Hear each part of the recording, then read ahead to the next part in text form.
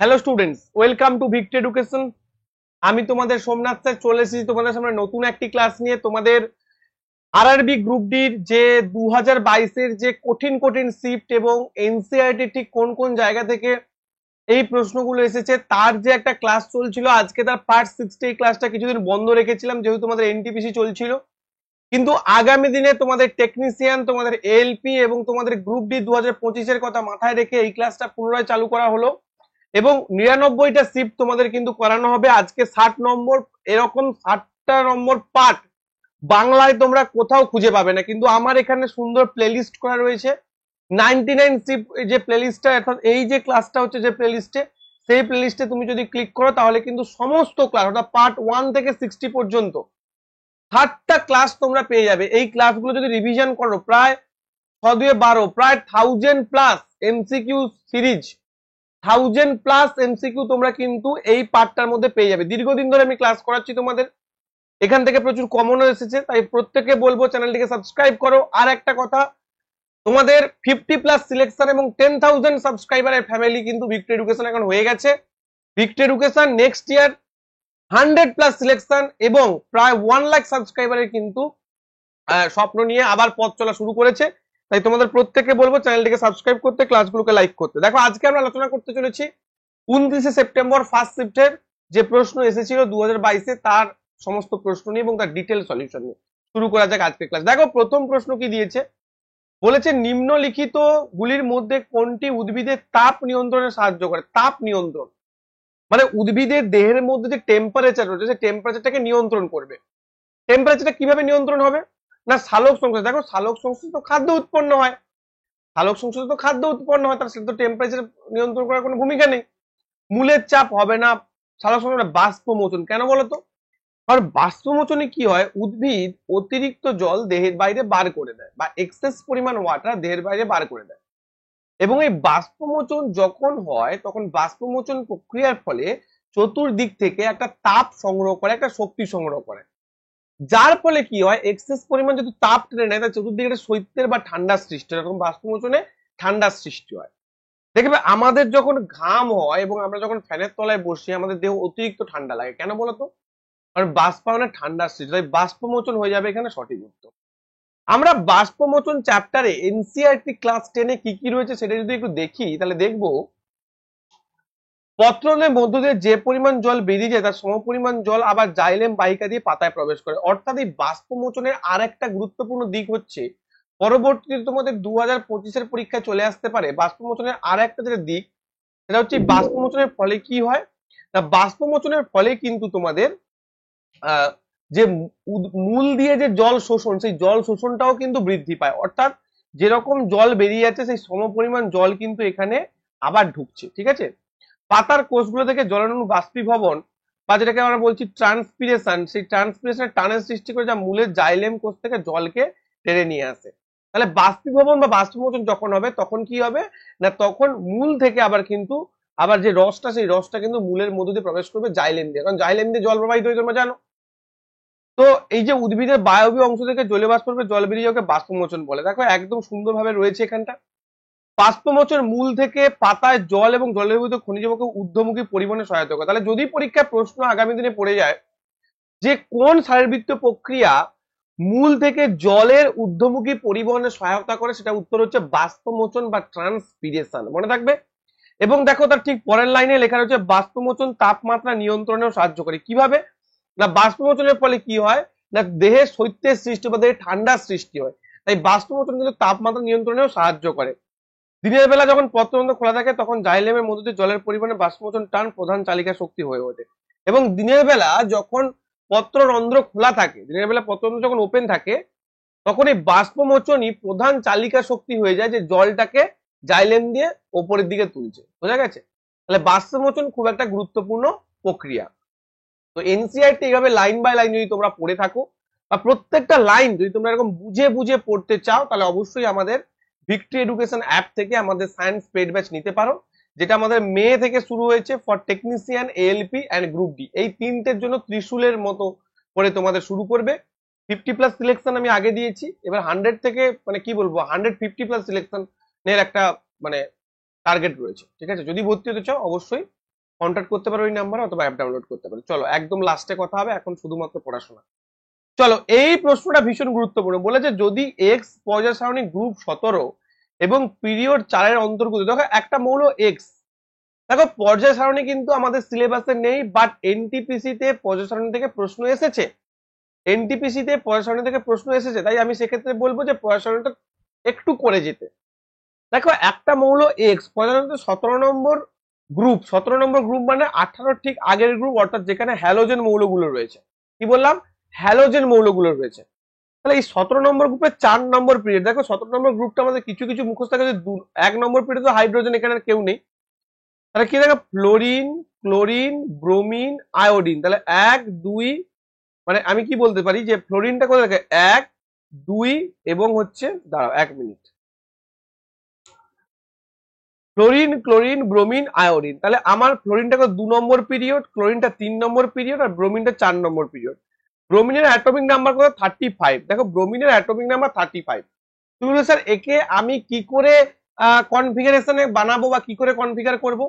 দেখো আমি যদি কনফিগার করি কে কক্ষ, এল কক্ষ, এম কক্ষ, তাহলে কি করব না 2 8 18 এবং এন কক্ষ যদি দিই, কারণ এম কক্ষে সর্বোচ্চ 18টা ইলেকট্রন থাকে, এল কক্ষে 8টা ইলেকট্রন থাকে, আর কে কক্ষে 2টো ইলেকট্রন থাকে, তাহলে এন কক্ষে কটা হবে না 7টা। দেখো 8 2 10, 18 10 28, 7 35, তো এইভাবে হবে। এবার বলতে তাহলে কয়টি সেল সম্পূর্ণভাবে পূর্ণ থাকবে? এবার এই যে আমি করলাম না 2 8 18 7, এর জন্য তোমাকে 1s2 2s2 2p6 3s2, হ্যাঁ এই জিনিসগুলো একটু জানতে হয়। 3s2 3p6 3d10 এবং 4s2 এবং হচ্ছে 3d10 4s2 টা তার আগে হয়ে যাবে, এবং 4p কত হচ্ছে দেখো 2 2 4 6 10 10 2 12 12 4 18 10 28 29 30 4p5, বুঝতে পেরেছো? তো এইভাবে কিন্তু তোমার একটা 10 10 20 20 এটা 18, আচ্ছা দাঁড়াও 1 মিনিট আরেকবার দেখে নিই। 10 10 2 12 12 6 18 10 28 29 30 5 35, একদম ঠিকঠাক। তো এইভাবে তোমায় করতে হবে। দেখো 1s মানে কি না, 1s মানে কে কক্ষ, আর 2s 2p মানে হচ্ছে এল কক্ষ, ঠিক আছে। 3s2 3p6 3d মানে কি কক্ষ, এম কক্ষ। দেখো 10 16 17 18, এই যে 18, আর 4 মানে কোন কক্ষ না এন কক্ষ, 4s2 মানে কোন কক্ষ 4s2 4p6, এই মানে এস পি আর এগুলো কোন কক্ষ, এগুলো হচ্ছে এন কক্ষ, কে এল এম এন। তাহলে দেখো 2 8 18 7, actually S two S P এগুলো কোন ধরনের হবে, মানে কক্ষক যাকে আমরা বলছি, অরবিটাল।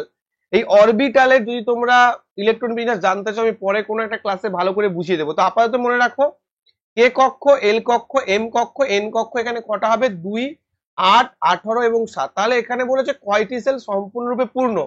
দেখো 3টি সেল পূর্ণ। কে কক্ষে কটা ইলেকট্রন থাকতে পারে? 2টো, এল কক্ষে 8টা এবং এম কক্ষে 18টা।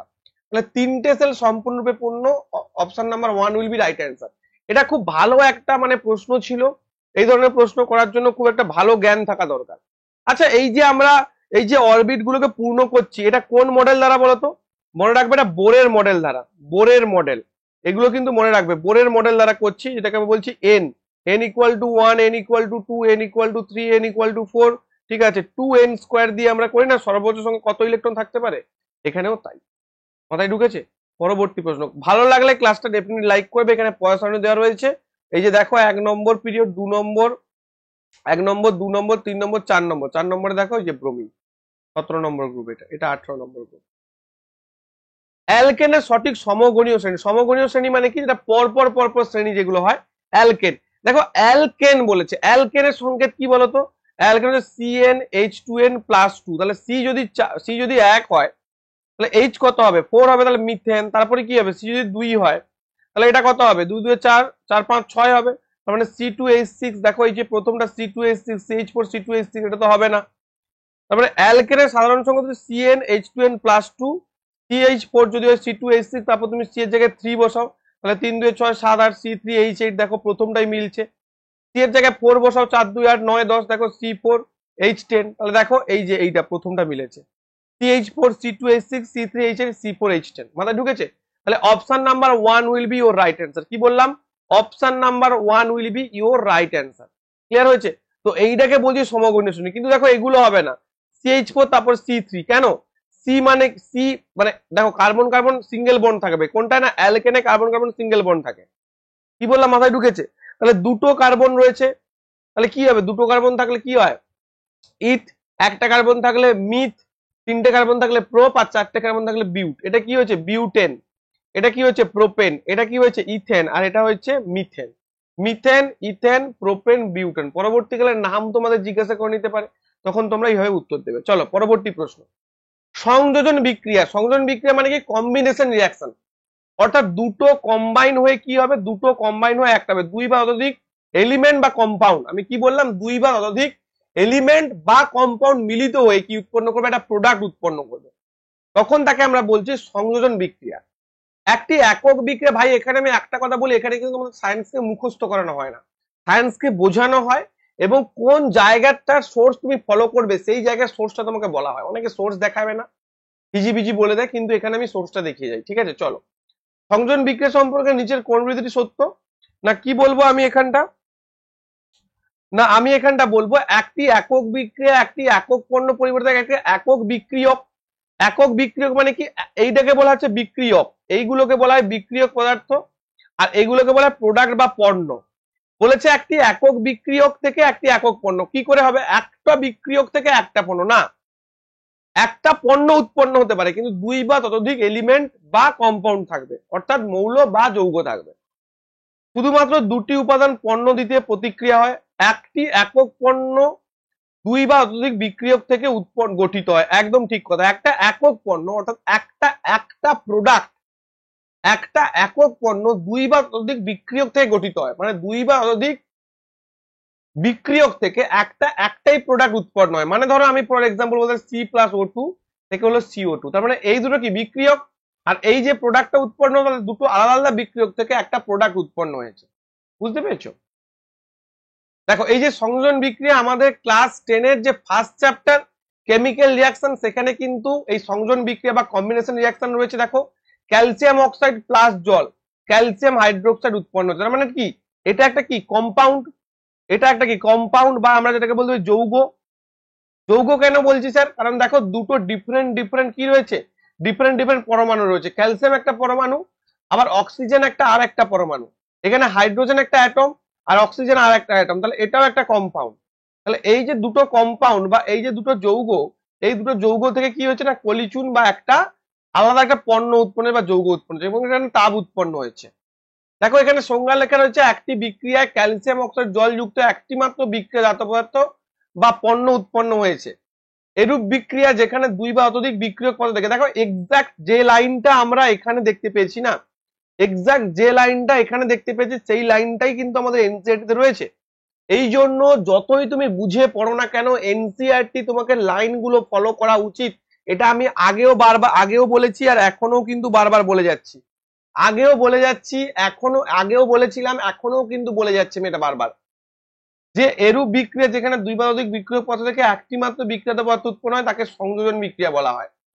কি বললাম মাথায় ঢুকেছে? দেখো একটি মাত্র বিক্রিয়াত পদার্থ বা একটি মাত্র পণ্য উৎপন্ন হয়েছে। ঠিক আছে, চলো পরবর্তী জায়গা। আচ্ছা, এটা ইংলিশে রাখা রয়েছে, দেখে নাও একটু। ইন এন ইলেকট্রিক মোটর, একটা ইলেকট্রিক মোটরের direction of current flowing through the arms of the coil.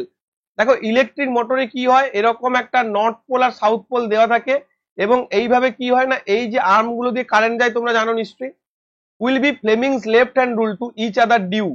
এবং দেখো এই যে ইচ আদার দিয়ে এটা যদি এই দিকে যায়, এটা তার বিপরীত দিকে আসে না, তাহলে আমরা বলবো অপোজিট ডিরেকশনে আসে। আমি ভালো করে আরেকবার বলছি শোনো, যে ইলেকট্রিক মোটরে যদি এদিকটা নর্থ পোল থাকে এদিকটা সাউথ পোল থাকে, তোমরা নিশ্চয়ই জানো ইলেকট্রিক মোটরের যে তড়িৎ ক্ষেত্রের প্রবাহ, যে চুম্বক ক্ষেত্রের যেটা বিষয়টা হয়, সেটা কিন্তু ফ্লেমিং এর লেফট হ্যান্ড রুল দ্বারা কিন্তু প্রতিষ্ঠিত হয়, মানে ফ্লেমিং এর লেফট হ্যান্ড রুল অনুযায়ী হয়।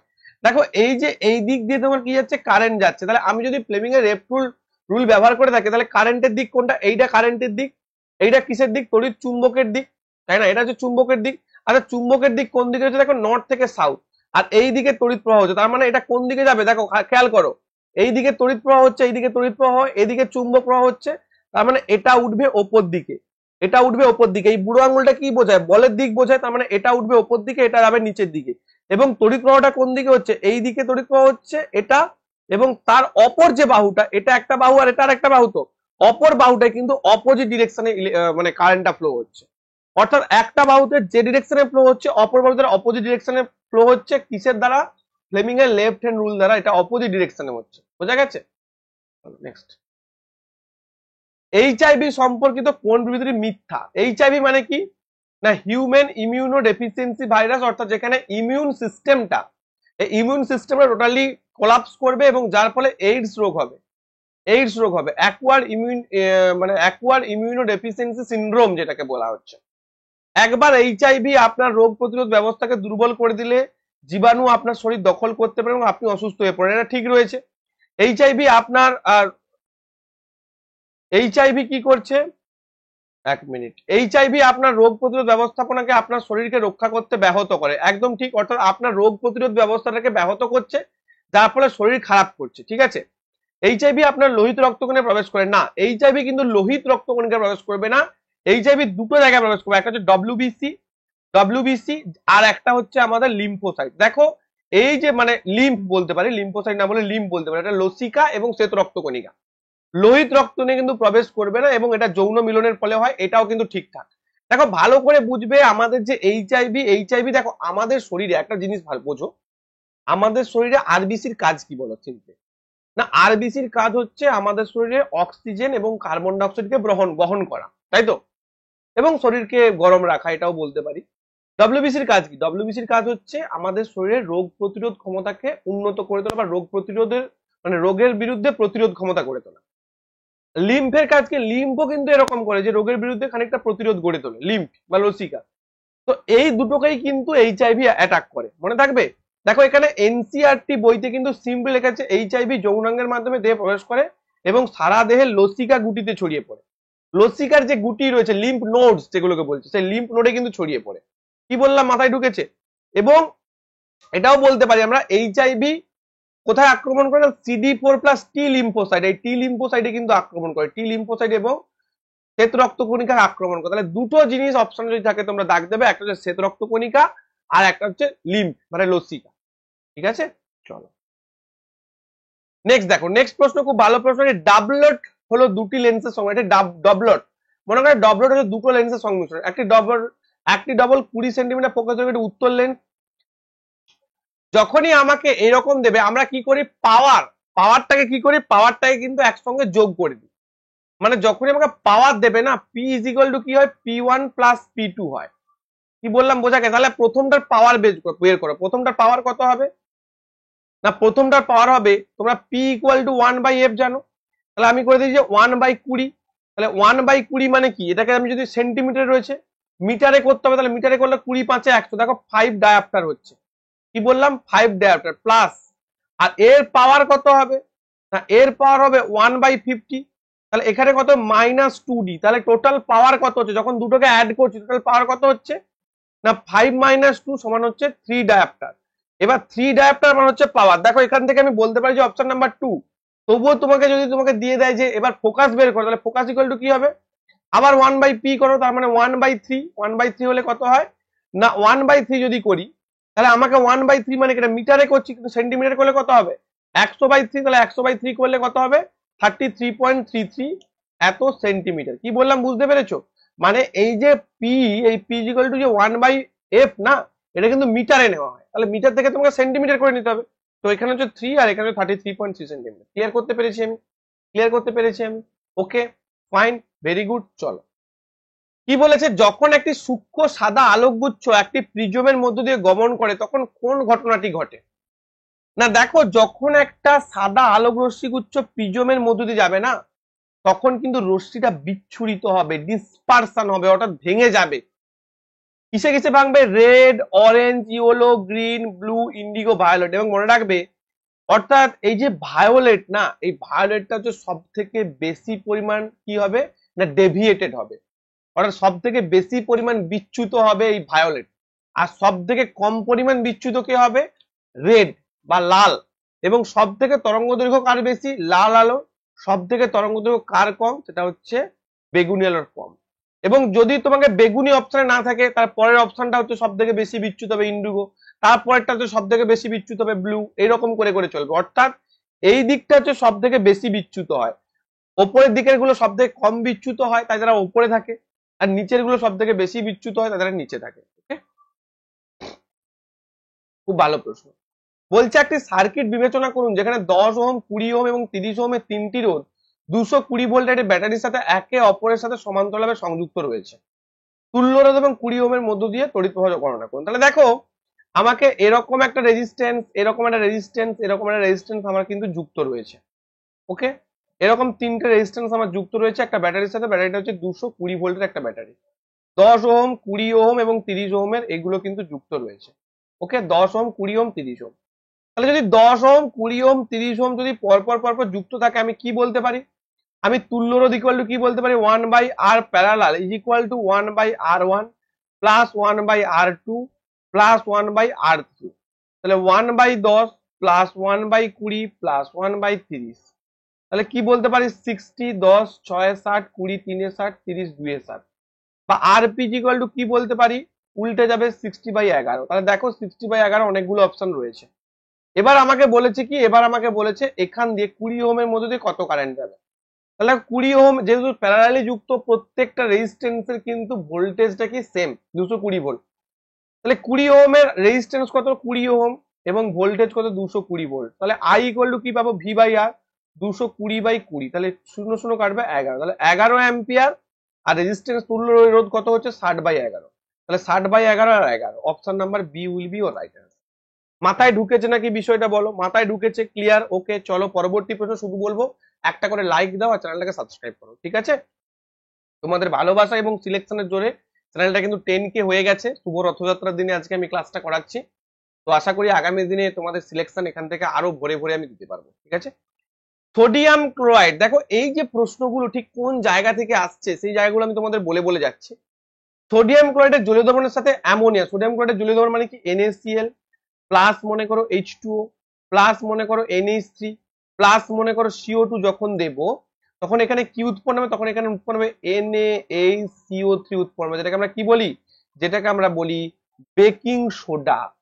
বেকিং সোডা বা আমরা বলতে পারি sodium hydrogen carbonate, sodium hydrogen carbonate বা বলতে পারি সোডিয়াম বাইকার্বনেট। এতগুলো কিন্তু নাম রয়েছে, sodium bicarbonate, sodium hydrogen carbonate, এতগুলো কিন্তু নাম রয়েছে, বা বেকিং সোডা বলতে পারি।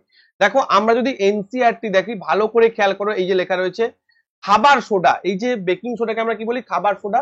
এবং এটা কোথায় ব্যবহার করা হয়? রান্নাঘরে খাবারকে সুস্বাদু মুচমুচে পকোড়া ইত্যাদি তৈরি করতে ব্যবহার করা হয়। পরীক্ষায় প্রশ্ন আসবে যে খাবারকে সুস্বাদু এবং মুচমুচে বা পকোড়াকে মুচমুচে করার জন্য কি ব্যবহার করা হয়? সেটা হচ্ছে খাবার সোডা। অনেক সময় রান্না দ্রুত করতে এটা ব্যবহার করা হয়। এগুলো ভীষণ ভীষণ অনেকবার তোমাদের কিন্তু 2022-এ বহুবার এই জায়গাগুলো থেকে প্রশ্ন এসেছে, একদম এনসিইআরটি লাইন বাই লাইন। এবং এর রাসায়নিক নাম কি? সোডিয়াম হাইড্রোজেন কার্বনেট বা NaHCO3। এটির প্রস্তুত করতে সোডিয়াম ক্লোরাইডকে একটি কাঁচামাল হিসেবে ব্যবহার করা হয়। তাহলে sodium chloride NaCl H2O CO2 NH3, তাহলে অ্যামোনিয়াম ক্লোরাইড NH4Cl এবং NaHCO3 বা সোডিয়াম হাইড্রোজেন কার্বনেট, যেটা আমি এখানে তোমাদের দেখালাম NaHCO3। বোঝা গেছে? এবার আরো একটা এক্সট্রা জিনিস তোমাদের বলে দিই, এই NaHCO3 তে যখন আমরা হিট দেব বা উত্তপ্ত করব তখন এখানে কিন্তু কি করা হয় না, যখন রান্নার সময় এটিকে উত্তপ্ত করলে বিক্রিয়াটি সংঘটিত হয় অর্থাৎ Na2CO3 উৎপন্ন হয়, সোডিয়াম কার্বনেট উৎপন্ন হয়। নেক্সট অ্যালকিন, দেখো অ্যালকেন ভালো করে বুঝবে। অ্যালকেনের সংকেত কি? অ্যালকেনের সংকেত CnH2n+2। অ্যালকিনের সংকেত কি? অ্যালকিনের সংকেত হচ্ছে CnH2n। আর অ্যালকাইনের সংকেত কি? অ্যালকাইনের সংকেত হচ্ছে CnH2n-2। বহুবার বলেছি অ্যালকাইনের প্রথম প্রোডাক্ট কি? অ্যালকাইনের প্রথম প্রোডাক্ট হচ্ছে ইথাইন।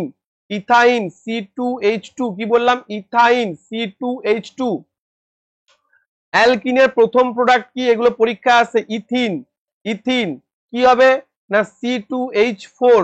আচ্ছা, অ্যালকেনের প্রথম প্রোডাক্ট কিন্তু মিথেন। মিথেনের সংকেত কি? CH4। এগুলো পরীক্ষা আছে যে কার কোনটা প্রথম প্রোডাক্ট। তাহলে এখানে সঠিক উত্তর হয়ে যাবে CnH2n। পরবর্তী প্রশ্ন, উপাদানগুলি তাদের ড্যাশের ভিত্তিতে শ্রেণীবদ্ধ করা হয়েছিল। উপাদানগুলি বিভিন্ন যে এলিমেন্ট গুলো, এলিমেন্টের যে ক্লাসিফিকেশন কিসের ভিত্তিতে করা হয়েছিল? বিভিন্ন ভৌতিক পাশাপাশি বিভিন্ন রাসায়নিক বৈশিষ্ট্য, ভৌতিক নয়, বিভিন্ন ভৌত এবং বিভিন্ন রাসায়নিক বৈশিষ্ট্য, ঠিক আছে? একই রাসায়নিক বৈশিষ্ট্য হবে না, বিভিন্ন ভৌত এবং রাসায়নিক বৈশিষ্ট্য অনুযায়ী তাদের পারমাণবিক সংখ্যা বা পারমাণবিক ভরের ভিত্তিতে ক্লাসিফিকেশন করা হয়েছে। পরবর্তী প্রশ্ন, একটা গর্ভবতী মহিলা বা প্রেগনেন্ট মহিলা, দেখো আমাদের জননগত স্বাস্থ্য আমরা পড়েছি, জননে পড়েছি জননগত স্বাস্থ্য, সেই জননগত স্বাস্থ্য চ্যাপ্টারে কিন্তু এটা ক্লিয়ারলি মেনশন রয়েছে, ভালো করে বুঝবে। জননগত স্বাস্থ্য চ্যাপ্টার যদি তোমরা পড়ো সেখানে কিন্তু ক্লিয়ারলি এটা খুব সুন্দরভাবে বলা রয়েছে। কি বলা রয়েছে না, একজন গর্ভবতী মহিলার যে খাদ্য, সেই খাদ্যটা কি না, একজন গর্ভবতী মহিলার খাদ্য হচ্ছে একজন ডায়েটিশিয়ান নির্ধারিত একটি বিশেষ খাদ্য, প্রোটিন এবং ভিটামিন সমৃদ্ধ খাদ্য, ঘি সমৃদ্ধ খাদ্য, উচ্চ ক্যালোরি খাদ্য। সব থেকে যেটা অ্যাপ্রোপ্রিয়েট অ্যান্সার যে ডায়েটিশিয়ান নির্ধারিত খাদ্য, অর্থাৎ যখন গর্ভবতী মহিলা হয়, দেখো কেন ডায়েটিশিয়ান বলেছে, কারণ খার রিকোয়ারমেন্ট কি, দেখা যাবে একটা ফ্যাটি মহিলা, তার প্রচুর পরিমাণ ফ্যাট রয়েছে, তাকে যদি বেশি পরিমাণ ফ্যাট খেতে দেওয়া হয় তাহলে তার প্রেগনেন্সি কমপ্লেক্সিটি দেখা যাবে। তো সেক্ষেত্রে কার রিকোয়ারমেন্ট কি সেইটা মেনে কিন্তু কি দেওয়া হয়, সেইটা মেনে কিন্তু বিশেষ খাদ্য দেওয়া হয়। কি বললাম বোঝা গেছে, কার রিকোয়ারমেন্ট কি সেইটা মেনে কিন্তু খাদ্য দেওয়া হয়। তো এই জন্য বলেছে একজন ডায়েটিশিয়ান দ্বারা নির্ধারিত একটি বিশেষ খাদ্য। পরবর্তী প্রশ্নে আমরা চলে যাব, গৃহস্থালির উদ্দেশ্যে এসি কারেন্ট সরবরাহের ফ্রিকোয়েন্সি। দেখো গৃহস্থালির উদ্দেশ্যে এসি কারেন্ট সরবরাহের ফ্রিকোয়েন্সি কত না, আমরা বলতে পারি 220 ভোল্ট 50 হার্টজ।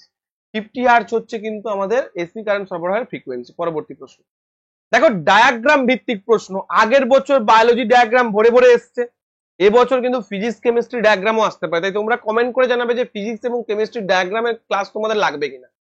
যেমন আমি আমাদের পেইড ব্যাচেও করাচ্ছি, তোমাদের কিছু ফ্রিতেও কিছু ক্লাস তোমাদের বলে দেবো, ঠিক আছে।